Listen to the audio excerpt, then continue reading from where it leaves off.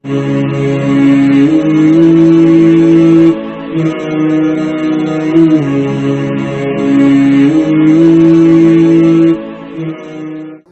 علیکم ورحمۃ اللہ وبرکاتہ۔ نحمدہ و نصلی علی رسولہ الکریم، اما بعد، اعوذ باللہ من الشیطان الرجیم، بسم اللہ الرحمن الرحیم۔ لقد کان لکم فی رسول اللہ اسوۃ حسنہ، صدق اللہ العظیم۔ اللہم صلی علی محمد وعلی آل محمد كما صليت على إبراهيم وعلى آل إبراهيم إنك حميد مجيد۔ اللهم بارك على محمد وعلى آل محمد كما باركت على إبراهيم وعلى آل إبراهيم إنك حميد مجيد۔ میں امید کرتا ہوں کہ آپ تمام ساتھی خیر و عافیت سے ہوں گے۔ غزوہ خندق پر بات چل رہی ہے جو 5 ہجری کے اندر پیش آیا تھا۔ بات گزشتہ نشست میں یہاں تک پہنچی تھی کہ حیی ابن اخطب اور کنانہ ابن ربیع نے، ان دونوں نے مل کر قریش مکہ کو اس بات کے لیے اکسایا کہ ایک بھرپور اور زوردار حملہ نبی کریم صلی اللہ علیہ وسلم پر اور مدینہ منورہ پر اتنے بڑے لشکر کے ساتھ کیا جائے کہ اس کا مقابلہ کسی صورت میں ممکن نہ ہو۔ اس کام کے لیے بنو غطفان کو اور دوسرے کئی بہت سارے قبائل کو، چھوٹے بڑے ہر طرح کے قبائل موجود تھے، ان کو ساتھ میں ملایا تو اس لشکر کی جو تعداد ہے وہ 10 سے 15 ہزار کے قریب ہو گئی۔ یعنی کہ مسلمانوں کے مقابلے میں ایک آدمی، ایک صحابی کے مقابلے میں، ایک مسلمان کے مقابلے میں 10 اور 15 آدمی کا تناسب تھا۔ ظاہر سی بات ہے کہ یہاں پر مقابلہ تو کسی بھی صورت میں بن ہی نہیں رہا تھا۔ لہٰذا جب نبی کریم صلی اللہ علیہ وسلم کو اس کی اطلاع ملی تو آپ نے صحابہ کرام کو جمع فرما کر ان سے مشورہ کیا۔ صحابہ کرام میں سے حضرت سلمان فارسی رضی اللہ تعالیٰ عنہ، جو فارس سے آئے تھے، اجمی تھے، انہوں نے اپنے یہاں پر ایک طریقہ جو جنگوں کے اندر دیکھا تھا، وہ طریقہ نبی کریم صلی اللہ علیہ وسلم کو بتایا، اپنی رائے دی کہ خندق کھود لی جائے اور اس خندق کے ذریعے سے ہم مدینہ کے اندر رہ کر کے ان کا مقابلہ کریں، اور یہ لوگ پھر اس خندق کی وجہ سے اندر نہیں آ سکیں گے، تو لہٰذا باہر کسی کھلے میدان میں لڑنے سے اس خندق کو کھود کر ان کا مقابلہ کرنا زیادہ آسان ہے۔ آپ صلی اللہ علیہ وسلم نے اس مشورے کو پسند فرمایا اور صحابہ کرام کے ساتھ مل کر خود اللہ کے رسول نے خندق کھودی۔ میں نے آپ کو یہ بات بتائی تھی کہ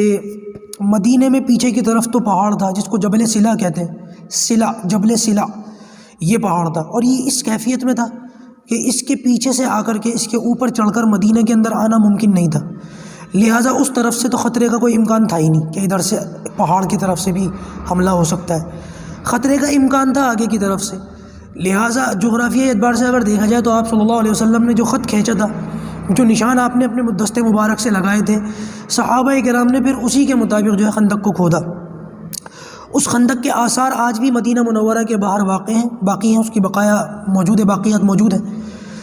لوگ جاتے ہیں تو وہاں پر ان لوگوں کو دکھایا جاتا ہے۔ اور نبی کریم صلی اللہ علیہ وسلم نے اس خندق کو کھودنے کے بعد عورتوں کو اور بچوں کو ایک قلعہ تھا اس کے اندر محفوظ کر دیا۔ مدینے کے جتنے بچے تھے، جتنی عورتیں تھیں، ان سب کو اس قلعے کے اندر محفوظ کر دیا، اور حضرت حسان بن ثابت ان کو جو ہے پہرے داری پر لگا دیا کہ جو ہے ان کی حفاظت یہ کریں گے، بچوں اور عورتوں کی، اس قلعے کی۔ اچھا جی، ادھر ابو سفیان رضی اللہ تعالیٰ عنہ جو فتح مکہ کے موقع پر ایمان لائے ہیں، خندق کے موقع پر بھی مسلمان نہیں تھے، اور یہ جو 10-15 ہزار کا لشکر آ رہا تھا، 15 ہزار کا جو لشکر مکہ کی، قریش مکہ کی طرف سے آ رہا تھا، ابو سفیان اس کے سربراہ تھے۔ ان کی یہ اس کے ایک طریقے سے کہہ سکتے ہیں کہ امیر تھے، سربراہ تھے، اور انہی کی سربراہیت میں یہ لشکر چل رہا تھا۔ جب یہ مدینہ کے قریب پہنچا ہے، خندق تو کھود گئی تھی 6 دن کے اندر، جب یہ لشکر مدینہ کے قریب پہنچا ہے، انہوں نے خندق کو دیکھا، اور پہلی مرتبہ عرب جو ہے ایسی کوئی چیز دیکھ رہے تھے، تو ابو سفیان جو ہے بڑے ذہین آدمی تھے، اور انہوں نے اپنی، کیونکہ ان کی ذہانت کا میں بتا چکا ہوں، بدر کے موقع پر اونٹ کی مینگنی توڑ کر کے اس میں سے گٹھلی نکال کر کے دیکھ کر کے پہچان لیا تھا کہ یہ مدینے کی گٹھلی ہے اور یہ اللہ کے رسول کے بھیجے ہوئے لوگ تھے۔ آپ ان کی ذہانت کا اندازہ لگا لیں کتنا زبردست ہے۔ ایسے انہوں نے خندق کو دیکھتے ہی کہہ دیا کہ یہ عربوں کا طریقہ نہیں ہے، خدا کی قسم یہ ہمارا طریقہ نہیں ہے، عرب ایسے لڑائی نہیں کرتے، یہ ضرور کسی عجمی نے ان کو یہ طریقہ بتایا اور سکھایا ہے، اور بات بھی یہی تھی کہ سلمان فارسی نے یہ مشورہ دیا تھا۔ آج بھی لوگ اپنی فطرت کی طرف لوٹتے ہیں، آج بھی جب اس طریقے کے حالات بن جاتے ہیں۔ ہم نے دیکھا کہ دلی بارڈر پر جب یہ کسانوں نے جو ہے وہ کیا کہتے ہیں پروٹیسٹ کیا، تو دلی کے اندر آنے کا جب ان لوگوں کا دلی کی طرف کوچ کرنے کا ارادہ تھا، تو یہاں کے لوگوں نے یہی تاریخ اٹھائی اور ان لوگوں نے خندق کی طرح روڈوں کو کھود دیا تاکہ یہ لوگ نہ آ سکیں۔ بہرحال وہ تو کسان تھے، وہ تو بھرا کر کے سب طریقے سے آ گئے، بلڈوزر ان کے پاس تھے۔ کہنے کا مطلب یہ ہے، اب اس کے اندر ہمارے لیے غور کرنے کی بات یہ ہے کہ ہم مسلمانوں، میں مسلمان نوجوانوں سے مخاطب ہوں خاص طور سے، ہم لوگ مغرب کی جو ہے نقل اتارتے ہیں، لباس میں، کھانے پینے میں، چہرہ بنانے میں، اسٹائل میں، ہے نا۔ داڑھی بھی رکھیں گے تو فرینچ کٹ، بال بھی رکھیں گے تو کہیں سے رکھیں گے کہیں سے کاٹیں گے، ہے نا، لڑکی کی طرح بال اپنے کان چھدوا لیں گے، اور ہمیں یہ اسٹائل بڑا پسند آتا ہے۔ اور دنیا کو دیکھو کہ یہ لوگ جب اس طریقے کے حالات میں پھنستے ہیں تو آپ کے نبی کے طریقے کو استعمال فرماتے ہیں۔ یار ہمارے لیے ڈوب مرنے کا مقام ہے، میں کہاں سے الفاظ لاؤں جو آپ لوگوں کو جھنجھوڑ سکوں، کہاں سے الفاظ لاؤں؟ ہم لوگ اتنا زبردست، ہماری تہذیب اتنی زبردست، ہماری تاریخ، کہ یہ لوگ مجبور ہیں کہ دنیا کو بیوقوف بنا دیں، دنیا کو دوسرے یعنی کہ فیشن کے نام پر بیوقوف بنا دیں اور دوسرے کلچرز دے دیں، لیکن آخر میں جب فطرت کی طرف لوٹنا پڑتا ہے تو یہی چیزیں اٹھا کر ان لوگوں کو اس پر عمل کرنا پڑ جاتا ہے۔ جو لوگ آخر میں مجبور ہیں جو ہمارا اسٹائل کاپی کریں، ہم لوگوں کے لیے ڈوب مرنے کا مقام ہے کہ ہم ان کا اسٹائل کاپی کر کے اس پر فخر محسوس کرتے ہیں۔ خدا کے واسطے ہوش میں آ جاؤ، دیکھو میں ہاتھ جوڑتا ہوں، اللہ کے واسطے ہوش میں آ جاؤ، اللہ کے واسطے، خدا کے واسطے، ابھی بھی بہت دیر نہیں ہوئی ہے۔ یہ لوگ، ان کو بھیک میں ملتی ہے یہ چیزیں، مسلمانوں کا اسٹائل، مسلمانوں کی تاریخ، اور ہم لوگ جو ہے وہ کاش کہ ہم لوگوں کو سمجھ میں آئے۔ بہرحال بات دوسری طرف چلی گئی۔ عرض یہ کر رہا تھا کہ ابو سفیان نے دیکھتے ہی اندازہ لگا لیا کہ یہ جو ہے وہ عربوں کا طریقہ نہیں ہے، اور اس کا فائدہ بھی ہوا، بہت زبردست ایڈوانٹیج ملا اس خندق کا۔ میں اس کا واقعہ بتاتا ہوں، آج نہیں تو کل، میں آج تو پوری کوشش کروں گا کہ یہ پورا ہو جائے واقعہ، اگر آج نہیں ہو سکا تو پھر انشاءاللہ کل اس کو ہر حال میں پورا کر دیں گے، کیونکہ آگے پھر بہت ساری باتیں کرنی ہیں۔ اچھا جی، یہ جو جبل صلہ تھا، جبل صلہ، اور یہ جس طریقے سے خندق کھودی گئی تھی، جیسے کہ میں نے بتایا جغرافیائی اعتبار سے، اب یہاں ممکن نہیں ہے نا کہ میں آپ کے سامنے جغرافیائی اعتبار سے اس کی وضاحت اور تفصیل کروں، نہ موقع ہے اور نہ اس کی وضاحت کرنے کا جو ہے کوئی ایسے میرے پاس اسباب ہیں کہ ایک طریقے سے میں میپ وغیرہ ہوں، نقشے ہوں کہ میں آپ کے سامنے رکھ کر کے بتا سکوں، دکھا سکوں، ورنہ دونوں چیزوں کی سخت ضرورت ہے۔ تفصیل بھی بیان کرنے کا دل چاہتا ہے اور تفصیل بھی ایسے بیان کرنے کا دل چاہتا ہے کہ جیسے یہ جو 3D میپس ہوتے ہیں نا، اس طریقے سے کوئی میپ ہو، اور یہ اب تو آ گئے یہ نقشے،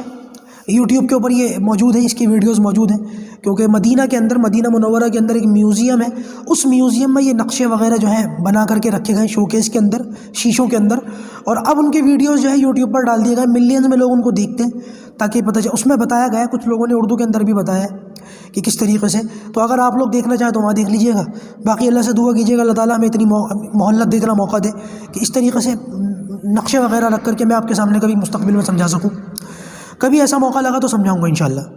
ابھی اس طریقے سے سمجھ لیں آپ امیجینیشن میں کہ مدینہ جس طریقے سے تھا جغرافیائی اعتبار سے، پیچھے پہاڑ تھا جبل صلہ، اور آگے کی طرف یہ خندق کھودی ہوئی تھی، اور یہ جو جبل صلہ ہے اسی پر جو ہے نبی کریم صلی اللہ علیہ وسلم کا خیمہ تھا، آپ صلی اللہ علیہ وسلم کی جو ہے وہاں پر ٹھہرنے کے لیے، آرام کرنے کے لیے خیمہ لگایا گیا تھا، اور وہاں پر مسجد فتح بنی ہوئی ہے آج بھی کالے پتھروں کی۔ میں کبھی وہاں آج تک نہیں گیا، اللہ تعالیٰ لے جائے، اب تو جانا اور مشکل ہو گیا، کم وقت حالات ایسے بن گئے، لیکن بہرحال اللہ کی ذات سے امید ہے اللہ تعالیٰ لے جائے گا ایک نہ ایک دن۔ تو یہ جو جبل صلہ ہے اس پر 7 مسجدیں تھیں، الگ الگ ان مسجدوں کے نام تھے۔ مسجد فتح، یہ مسجد فتح وہی ہے جو کالے پتھر کی بنی ہوئی ہے، اور یہ عین اس جگہ پر ہے جہاں پر نبی کریم صلی اللہ علیہ وسلم کا جو ہے خیمہ لگا ہوا تھا، جہاں پر اللہ کے رسول صلی اللہ علیہ وسلم آرام فرماتے تھے، اور یہاں پر بیٹھ کر اللہ کے رسول صلی اللہ علیہ وسلم دعا فرماتے تھے۔ اس کے علاوہ اور بھی مساجد تھیں وہاں، مسجد ابو بکر، مسجد عمر، مسجد علی، مسجد سلمان فارسی، یعنی کہ وہ بڑے بڑے صحابہ کرام جو خندق کے اندر موجود تھے، اور خندق کے موقع پر ان لوگوں نے اپنی جان اور مال کی بازی لگائی، ان لوگوں کے ناموں سے یہ مسجد بنائی گئی۔ اب تو عربوں نے پتہ نہیں کیا ان کا میں کہوں ان کو لوگوں کو، جب تک یہ معاملات ترکوں کے ہاتھ میں تھے ان لوگوں نے بڑے زبردست طریقے سے، بڑے حفاظتی طریقے سے اور بڑی جو ہے ادب احترام سے ان چیزوں کے نشانات کو باقی رکھا، ان چیزوں کو باقی رکھا، ان کا احترام کیا، اور اگر کچھ چیزیں ختم ہو بھی گئی تھیں تب بھی ان لوگوں کی یہ ذہانت دیکھیں، ان کی یہ محبت اور عقیدت دیکھیں کہ جو چیزیں ختم ہو گئی تھیں ان کو کسی نہ کسی صورت نشانات کی شکل میں باقی رکھا، کسی نہ کسی صورت میں ان کو دنیا کے سامنے رکھا۔ لیکن اب حالات یہ ہیں کہ جب سے یہ سعود نے ٹیک اوور کیا اور ترکوں نے وہاں سے چھوڑا ہے اس کی نگہبانی کو، ان لوگوں نے بڑی نااہلی دکھائی ہے۔ صحابہ کرام کی قبروں پر بلڈوزر چلا دیے اور بہت ساری چیزوں کو ختم کر دیا۔ ان لوگوں کو ہر چیز سے شرک کی بو آتی ہے، یہاں شرک ہو جائے گا، یہاں شرک ہو جائے گا۔ اور یہ جو 7 مساجد تھی، 7 مسجدیں تھیں، وہاں پر بھی 3 مسجدوں کو توڑ دیا، اب صرف 4 بچی ہوئی ہیں، اور ایک بڑی مسجد بنا دی 3 مسجدوں کو توڑ کر، مسجد فہد بن عبدالعزیز، جیسے کہ فہد بن عبدالعزیز بھی جو ہے وہ خندق میں تھا، پتہ نہیں کیوں بنائی، صحابہ کرام کی مبارک ناموں کی مسجدیں توڑ کر فہد بن عبدالعزیز کے نام کی مسجد بنا دی۔ بس اللہ کے رسول کی حدیث بیچ میں آ جاتی ہے، ورنہ ان لوگوں نے اتنے کام کر کے دکھائے کہ جب بھی عربوں کا تصور، موجودہ دور کے جو سیاسی عرب ہیں، جب بھی ان کا تصور دماغ میں آتا ہے میرے بس کراہیت آ جاتی ہے طبیعت میں۔ ان لوگوں نے اتنی بےغیرتیاں کر کے دکھا دی آج، اور ہر چیز کو صحابہ کرام کے ازواج مطہرات کی قبریں، صحابہ کرام کی قبریں، اللہ کے رسول کے چچاؤں رشتہ داروں کی قبریں بے دردی کے ساتھ بلڈوزر چلوائے، ان پر زمین سے بالکل اٹا دیا، ان کو اٹ دیا اور ختم کر دیا کہ یہاں شرک ہو جائے گا، یہاں شرک ہو جائے گا۔ یہ صحابہ کرام کی قبروں پر تو شرک ہو جائے گا اور ان کو ختم بھی کر دیا، اور یہودیوں کے جو قلعے تھے، ان کے جو محل تھے، وہ آج تک باقی ہیں، ان کو ختم نہیں کیا ہے نا، وہاں شرک نہیں ہوگا، وہاں تم لوگوں کو کوئی جو اس طریقے کی بات محسوس نہیں ہوتی، شرم کرنی چاہیے نا۔ بلکہ اب تو حالات یہ ہیں کہ ان کو جب پتہ چلا کہ معاشی اعتبار سے کچھ دنیا کے اندر حالات بدلتے ہیں، جب سے کورونا آیا ہے اور کووڈ آیا ہے، تو ان کو کچھ پتہ یہ چلا ہے کہ اب حالات جو ہے کروٹ لے رہے ہیں، اور سیاسی اعتبار سے اور معاشی اعتبار سے، یعنی کہ اکانومیکل بھی اور دوسرے طریقے سے بھی پیسے وغیرہ کی ذرا قلت ہوئی ہے۔ حالانکہ عربوں کو یہ قلت زیادہ ہوتی نہیں ہے، لیکن آج کل ذرا اس کی ضرورت زیادہ محسوس ہوئی، تو ان لوگوں نے کیا کیا، ان لوگوں نے یہ سوچا کہ ٹورزم ہو سکتا ہے ان یہودیوں کے قلعوں پر، تو باقاعدہ ان کو دوبارہ بنوایا جا رہا ہے، ان کو ریکریٹ کیا جا رہا ہے ایک طریقے سے، تاکہ لوگ وہاں آئیں، پیسہ ویسا خرچ کریں، پکنک پوائنٹس بنا دیے گئے۔ اب تو اور دوسری چیزیں بھی آپ دیکھ ہی رہے ہیں، حلال نائٹ کلب اور دنیا بھر کی بکواسیات۔ تو لہٰذا صحابہ کرام کی قبروں پر بلڈوزر چلوانے والوں، آپ لوگ یہودیوں کے قلعوں کو دوبارہ بنا رہے ہو، سوچنے کی بات ہے، ڈوب کے مرنے کا مقام ہے، خدا کی قسم۔ آپ لوگ عرب نہ ہوتے نا تو پتہ نہیں کیا کچھ ہم اپنی زبانوں سے نکال دیتے۔ آپ کے کام ہی ایسے ہیں، کیا کریں، آپ کے معاملات ہی ایسے ہیں۔ بہرحال یہ جو مسجد فتح تھی، اس کے بارے میں بڑی زبردست روایت ہے۔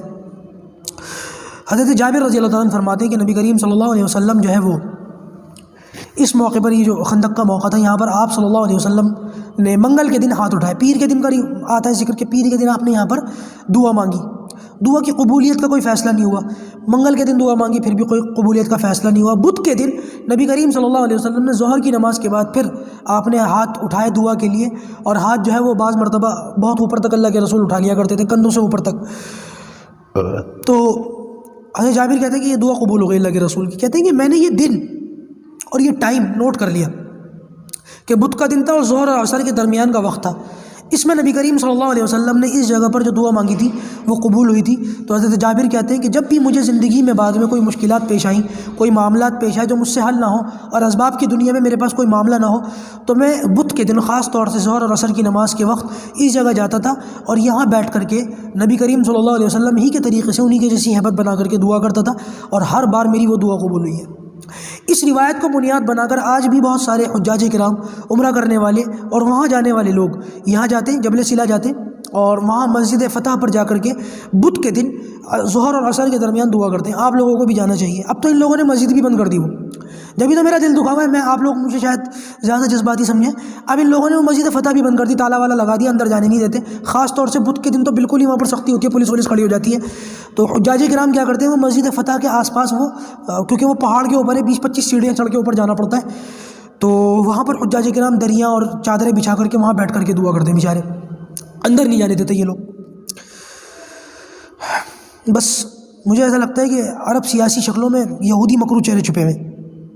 میں جذبات میں آ کر کے یہ بات نہیں بول رہا تھا کہ میری آنکھیں نہیں پھٹ رہی، میرا لہجہ اوپر نہیں ہو رہا، میں جذباتی نہیں ہو رہا، میں بہت ٹھنڈے مزاج سے یہ بات کہہ رہا ہوں کہ ان لوگوں کے رویے اور ان لوگوں کے معاملات دیکھ کر کے مجھے بالکل ایسے ہی لگ رہا ہے کہ یہ لوگ مسلمان ہیں ہی نہیں، یہ تو یہودی ہیں، یہودی ایجنٹ ہیں، یہ یہودی ہیں، اور اس کے علاوہ ان کی تیسری کوئی اور حقیقت تو ہے نہیں۔ بہرحال یہ جو معاملات ہوئے کہ نبی کریم صلی اللہ علیہ وسلم نے جب یہ حالات دیکھے اور یہ معاملات دیکھے کہ اس طریقے سے جو ہے وہ باہر سے 15,000 کا لشکر آ گیا اور خندق کھود لی گئی اور یہ لوگ آ گئے. اب لڑائی کی تو شکل تھی نہیں. لڑائی کیسے ہو سکتی تھی؟ لڑائی کی شکل تو یہ تھی کہ یہ لوگ اندر آتے، مسلمان باہر نکلتے. مسلمان باہر نکلے نہیں، یہ لوگ جو ہے اندر آ نہیں سکتے تھے خندق کی وجہ سے. اچھا، لڑائی شروع ہونے سے پہلے ایک معاملہ اور سمجھ لے کیا ہوا. وہ یہ ہوا کہ جو حیی ابن اخطب تھا، بنو نذیر کا سردار، حضرت صفیہ ام المومنین حضرت صفیہ کا یہ والد تھا بدبخت. اور حضرت صفیہ جو ہے وہ نبی کریم صلی اللہ علیہ وسلم کے نکاح میں آئی ہیں بعد میں. اس نے کیا کیا، کیونکہ میں آپ کو بتا چکا ہوں کہ بنو قینقاع پہلے انہوں نے غداری کی نبی کریم صلی اللہ علیہ وسلم سے. دوسرے نمبر پر 3 ہجری میں بنو نذیر نے، 4 ہجری میں انہوں نے بنو نذیر نے غداری کی. تو ایک ہی قبیلہ رہ گیا تھا بنو قریظہ مدینہ کے اندر، یہودیوں کا. ان لوگوں کی طرف سے ابھی تک کوئی ایسی بات سامنے نہیں آئی تھی، تو یہ لوگ آرام سے رہتے تھے مدینہ میں. اس نے کیا سوچا حیی ابن اخطب نے کہ باہر سے بنو غطفان اور قریش اور دوسرے کئی قبائل آ گئے ہیں، اندر سے بھی ایک معاملہ یہ کر دیا جائے کہ بنو قریظہ کو اکسایا جائے. بنو قریظہ نے اگر ساتھ دے دیا تو باہر سے یہ لشکر آ گیا ہے اور اندر سے ہم یہودی مل کر کے 2 طرفہ حملہ کریں گے، مسلمان اس کی تاب نہیں لا سکیں گے، اور یہ 2 چکی کے پاٹوں میں بیچ میں ایسے پس جائیں گے کہ پھر ان کا سنبھلنا مشکل ہو جائے گا. تو لہٰذا ایک طریقے سے پھر مسلمانوں کو یہاں سے اکھاڑ پھینکنا آسان ہوگا. اس کام کے لیے یہ شخص یعنی کہ حیی ابن اخطب یہ گیا بنو قریظہ کے سردار کعب بن اسد کے پاس. اس کا قلعہ تھا، وہاں جا کر کے اس نے، کعب بن اسد اپنے قلعے کی چھت پر بیٹھا ہوا تھا، اور اس نے جب حیی ابن اخطب کو آتے ہوئے دیکھا تو اس نے اپنے نوکروں سے، خادموں سے کہا قلعے کا دروازہ بند کر دو، اس کو اندر مت آنے دینا. اچھا، مصیبت یہ ہے کہ یہودی مکار ہیں، آپس میں بھی مکار ہیں کم وقت. ان کی آپس میں بھی اللہ کے رسول صلی اللہ علیہ وسلم کی آمد سے پہلے بہت لڑائیاں ہوئی ہیں، ایک دوسرے کا قتل و قتال کرتے تھے. قرآن مجید میں پہلے سپارے میں اس کا ذکر موجود ہے. تو وہ جب اس نے اس کو آتے ہوئے دیکھا تو اس نے نیچے سے ہی آواز لگائی کعب کو کہ میں ایک ایسی خبر لے کر کے آیا ہوں جس کو تو سنے گا تو تیرا دل بڑا خوش ہو جائے گا. اچھا، کعب بن اسد نے اپنے نوکروں سے یہی بات کہی تھی، دروازہ بند کر دو، اس کو اندر مت آنے دینا. یہ شخص جو ہے نا یہ بڑا منحوس ہے، اور آج تک میں نے اس سے کوئی خیر نہیں دیکھی، اور جب بھی یہ آتا ہے اس کے آنے کی نحوست سے کوئی نہ کوئی معاملہ ہمارے حق میں خراب ہوتا ہے. تو لہٰذا جب دروازہ بند کر دیا گیا تو نیچے قلعے کے دروازے پہ کھڑے ہو کر اس نے اوپر دیکھ کر بات کی. کعب بن اسد اپنے چھت پر بیٹھا ہوا تھا قلعے کی. اس نے کہا تجھے میں ایسی خبر لے کر کے آیا ہوں. تو کعب بن اسد پلٹ کر یہ کہتا ہے کہ حیی تو بڑا منحوس ہے، واپس چلا جا. جب بھی میں نے تیری کوئی بات مانی ہے تو میں ہمیشہ نقصان اٹھایا میں نے. تو حیی کہتا ہے کہ نقصان اٹھانے والی بات نہیں ہے، میرا ساتھ دو. اس طریقے سے میں بنو غطفان کو اور قریش کو اکسا کر کے لے کر کے آیا ہوں، اور تمہارا ان کا معاہدہ ہے، کیونکہ میں نے بتایا نا میثاق مدینہ کے نام سے معاہدہ ہوا پڑا تھا نبی کریم صلی اللہ علیہ وسلم سے یہودیوں کا کہ مدینے پر جب بھی کوئی باہر کی طاقت حملہ کرے گی تو تم لوگ یہودیوں کو مل کر مسلمانوں کا ساتھ دے کر مدینے کا جو ہے اس کی حفاظت کرنی پڑے گی. تو لہٰذا اس معاہدے کے تحت بنو قریظہ کو اب یہاں پر ساتھ دینا تھا. اس نے کیا کیا کہ اس نے کعب بن اسد سے کہا کہ تم معاہدہ توڑ دو، مسلمانوں کا ساتھ مت دینا. تم اگر ساتھ دو گے تو ان کی ہمت اور حوصلہ اور کھل جائے گا، اور اگر تم نے ساتھ نہ دیا تو یہ لوگ جو ہے مارے جائیں گے. تو کعب بن اسد نے کہا کہ میں نے محمد صلی اللہ علیہ وسلم کو کبھی بھی معاہدے کی خلاف ورزی کرتے ہوئے نہیں دیکھا، جھوٹ بولتے ہوئے نہیں دیکھا، لہٰذا مجھے شرم آتی ہے کہ میں ان سے معاہدہ توڑوں، اور ہم یہاں آرام سے رہ رہے ہیں، ہمیں کوئی دقت پریشانی نہیں ہے، تو بڑا منحوس ہے، تو چلا جا. ایسا جواب دیا. تو حیی ابن اخطب کہنے لگا کہ واقعی تم نے ان سے معاہدہ کر رکھا ہے اور تم یہاں رہ رہے ہو اور آرام سے رہ رہے ہو، لیکن تمہارا یہاں پر رہنا اور تمہارا یہاں پر زندگی گزارنا یہ ذلت والی زندگی ہے. تم کوئی بہت اچھے اسٹیٹس میں، کوئی بہت اچھے حال میں نہیں رہ رہے ہو.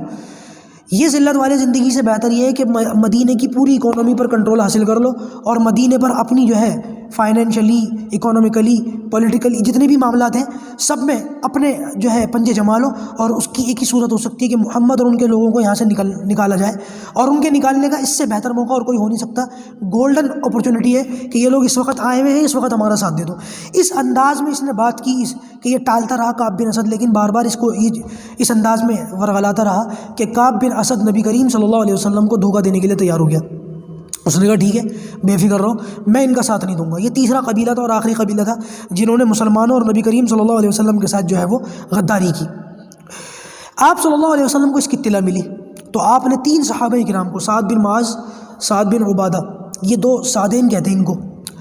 یہ سعد بن معاذ جو ہے اوس کے سردار تھے، سعد بن عبادہ خزرج کے سردار تھے. ان دونوں کو، اور ایک صحابی اور تھے عبداللہ ابن رواحہ،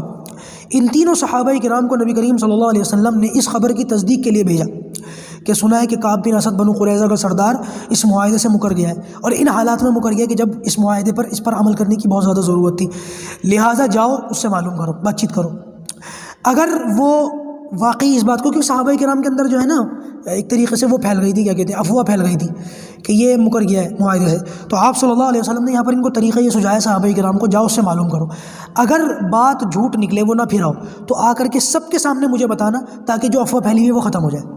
اور اگر بات سچ نکلے کہ واقعی وہ پھر گیا ہو تو اس انداز میں آ کر کے مجھے بتانا کہ صحابہ کرام کے اندر جو ہے نا وہ دہشت اور اس طریقے کا معاملہ نہ بنے کہ بتاؤ ایسے حالات میں یہ لوگ بھی پھر گئے۔ تو یہ تینوں گئے، کعب بن اسد اسی طریقے سے اپنے قلعے کی چھت پر بیٹھا ہوا تھا، تو انہوں نے جا کر کے کہا، کعب ہم نے یہ سنا ہے کہ حضرت محمد رسول اللہ صلی اللہ علیہ وسلم سے جو معاہدہ تمہارا تھا اس معاہدے سے تم پھر گئے؟ تو کعب بن اسد نے پلٹ کر کے جواب دیا، کون محمد؟ میں نہیں جانتا، اور کیسا معاہدہ؟ مجھے نہیں پتا۔ یہ سمجھ گئے کہ یہ پھر چکا ہے۔ انہوں نے واپس آ کر کے نبی کریم صلی اللہ علیہ وسلم سے کہا، یا رسول اللہ کہ وہ زال اور زکوان والا معاملہ ہے۔ زال اور زکوان، وہ میں نے بتایا تھا نا ابھی کچھ ٹائم پہلے کہ نبی کریم صلی اللہ علیہ وسلم سے کچھ نجدی لوگ 70 صحابہ کرام کو لے جا کر کے بیر معونہ کے پاس لے جا کر کے شہید کر دیا، جس میں زال اور زکوان کے لوگ بھی شہید ہوئے تھے۔ تو آپ صلی اللہ علیہ وسلم کو انہوں نے اس طریقے سے بتایا کہ زال اور زکوان نے جو کیا تھا یا رسول اللہ وہ انہوں نے کیا ہے، زال اور زکوان والا معاملہ ہے۔ اس بات کو سن کر نبی کریم صلی اللہ علیہ وسلم سمجھ گئے، اور جتنے صحابہ کرام خندق کھود رہے تھے ان کو پتہ ہی نہیں چلا۔ نبی کریم صلی اللہ علیہ وسلم کو اس خبر کو اتنا صدمہ ہوا کہ اللہ کے رسول نے اپنی زمین پر لیٹ گئے سیدھے، اور اپنی چادر کو اپنے سر تک اوڑھ لیا۔ یہ آپ صلی اللہ علیہ وسلم کا افسوس کرنے کا ایک اظہار تھا، ایک طریقہ تھا کہ اللہ کے رسول نے چادر سر تک اوڑھ لی اور آپ نے اس صدمے کا اظہار فرمایا۔ پھر بنو قریظہ کو بڑی زبردست سزا بھی ملی اس معاملے سے پھرنے کی۔ انشاءاللہ وہ کیا معاملات تھے وہ اگلی نشست میں آپ لوگوں کے سامنے عرض کروں گا۔ فی الحال کوشش یہ کروں گا کہ اگلی نشست میں غزوہ خندق جو ہے وہ پورا ہو جائے، اور بنو قریظہ کا جو معاملہ ہے وہ پھر اگلی نشست میں ہفتے وغیرہ کے دن دیکھیں گے۔ اللہ پاک ہم سب کو جو کہا گیا سنا گیا اس پر عمل کرنے کی توفیق عطا فرمائے۔ سیرت النبی پر اللہ تبارک و تعالیٰ تمام مسلمانوں کو آنے کی اور اس پر عمل کرنے کی توفیق عطا فرمائے۔ السلام علیکم ورحمۃ اللہ۔